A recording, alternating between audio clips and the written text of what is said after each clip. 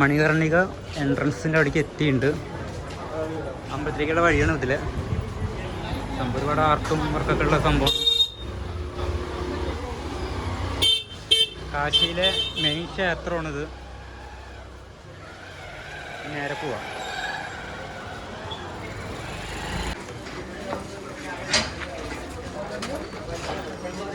വേറെ സെപ്പറേറ്റുള്ള അമ്പലങ്ങളൊക്കെ പോകുമ്പോൾ നമ്മൾ ബാഗെല്ലാം വെച്ചിട്ട് വഴിപാടെടുത്ത് പോകണം. ഒരു 600 രൂപയ്ക്ക് ഒരു തട്ടിനൊക്കെ മേടിക്കുക.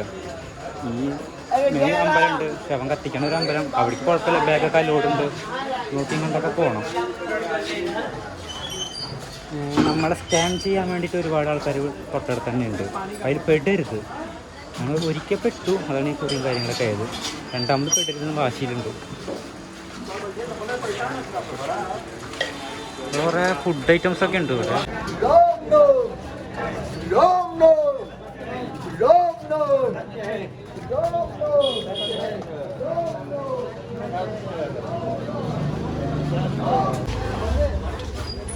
ഇവിടെ മാർക്കറ്റൊക്കെയാണ്. മൊത്തത്തിലൊരു പുകമയം ഉണ്ട് ഇവിടെ.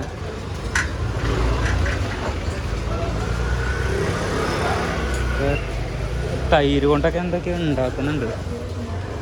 ഫുൾ കടകളൊക്കെയാണ് ഇവിടെ. ഒരു ഫുഡ് കഴിക്കുന്നുണ്ട്, വെറ്റില, പിന്നെ ഫ്രൂട്ട്സ്.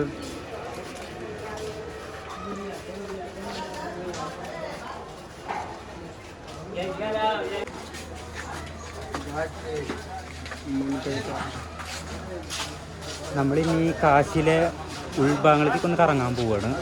കുറേ റോഡ് സൈഡൊക്കെ ഇറങ്ങി. ഇനി ഉൾഭാഗങ്ങളൊക്കെ ഉണ്ട്, കുറേ നല്ല രസമുള്ള സ്ഥലങ്ങളൊക്കെയാണ്. ഒരുപാട് കച്ചവടങ്ങളും കാര്യങ്ങളൊക്കെ ഉള്ളൊരു ഏരിയയാണ്.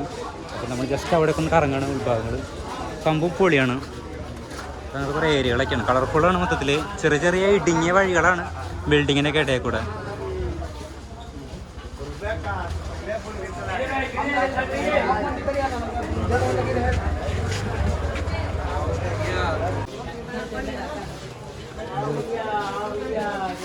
പിന്നെ ഏരിയകളാണല്ലോ.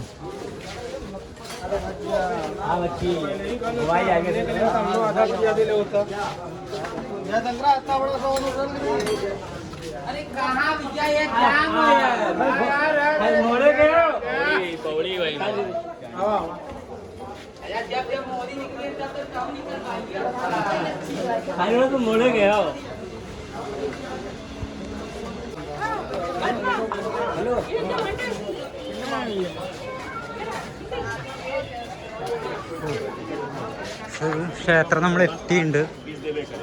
ഇവിടെയാണ് ദൈപ്പിക്കുന്ന ക്ഷേത്രം എന്നാണ് പറയുന്നത്. നമുക്ക് നോക്കാം. അവിടെ വിറകൊക്കെ കിടക്കുന്നുണ്ട് ഇവിടെ.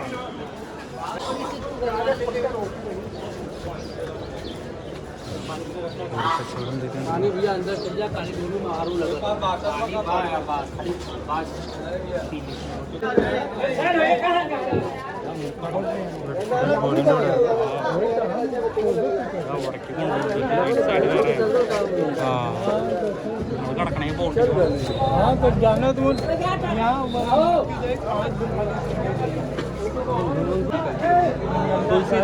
ഡെഡ് ബോഡി അടിക്ക് കൊണ്ടുപോകല്ലോ.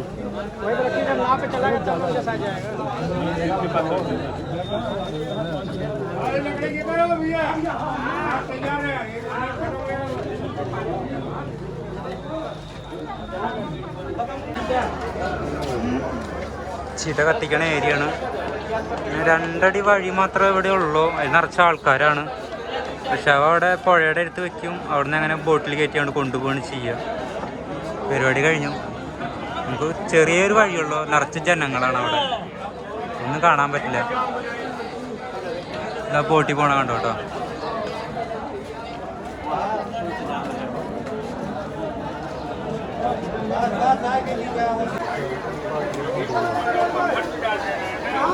ശവം കൊണ്ടുപോണ്ട്.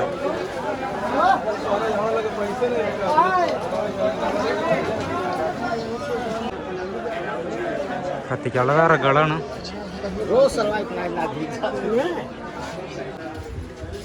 സംഭവം നടന്നു വരാൻ നല്ല രസമാണ്. ഒരു ഇടുങ്ങിയൊരു വഴി. ഈ ഇടുങ്ങിയ വഴിയിലൂടെയാണ് ഒരു ഡെഡ് ബോഡിയൊക്കെ കൊണ്ടുവരുന്നത്. സത്യം പറയാൻ നടക്കാൻ സൗകര്യം തീരെയല്ല ഈ ഉള്ളിൽ. ഒക്കെ ചെയ്തു വെച്ചിട്ടുണ്ട്. अरे यार उसके हाँ। तो भारी कितने